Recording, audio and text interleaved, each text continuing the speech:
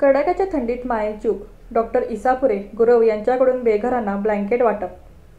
मिरज येथील राष्ट्रीय नागरी उपजीविका अभियान, दीनदयाळ अंत्योदय योजना, सांगली मिरज कुपवाड शहर महानगरपालिका अंतर्गत आस्था बेघर महिला निवार केंद्र येथे अनु इसापुरे यांच्या अॅनिव्हर्सरी व अश्विनी अनिल गुरव यांच्या वाढदिवसानिमित्त बेघर केंद्रातील महिलांना थंडीपासून संरक्षण व्हावे याकरिता ब्लँकेटचे वाटप डॉक्टर विल्यम इसापुरे व निवृत्त कामगार अधिकारी अनिल गुरव यांच्या हस्ते करण्यात आले।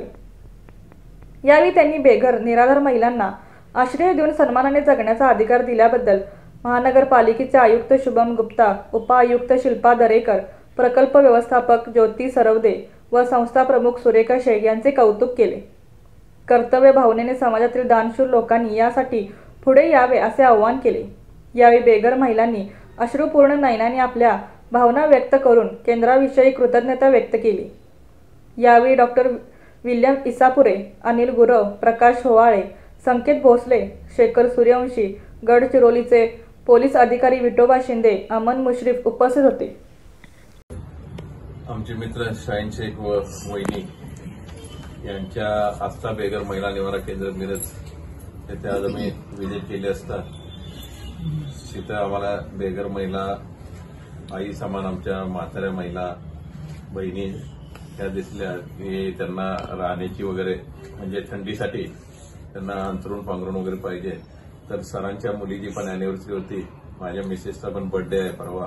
तर आम्ही दोघांनी ठरवलं की आपण इतर काय करण्यापेक्षा या असल्या महिलांना आणि शाहीन शेख आणि वहिनींनी चालवलेल्या उपक्रमाला जरा हातभार लावून मदत करूया।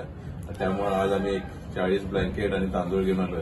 तरी सर्व आमच्या आई बंधू भगिनींनी ते वापराव्यात आणि शाहीन शेख आणि वहिनींनी चालवलेल्या उपक्रमाबद्दल आम्ही त्यांना शुभेच्छा देतो। आणि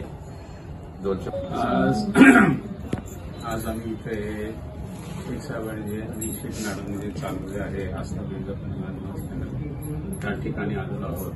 आम्हाला या महिलांचं दुःख बघून फार वाईट वाटत आहे आणि यांना आम्ही कशा प्रकारे मदत करावी याचे विचार करत होते। आता थंडीचा मोसम सुरू झालेला आहे, थंडी फार आहे, त्यामुळे आम्ही विचार केला की मी आणि गुरु सर आणि प्रकाश दादा आणि विचार करून सांगितलं की बहुतेक आपण हे ब्लँकेट्स वगैरे सरांना शेख सरांना देऊया। त्यामुळे सरांनी फोन करा शेख सरांना आणि कोणी ब्लँकेट आणले, ते ब्लँकेट त्यांनी एक्सेप्ट करावे। त्यानंतर थोडं एक तांदूळ वगैरे घेतलेलं आहे, एक तुम्ही करावं।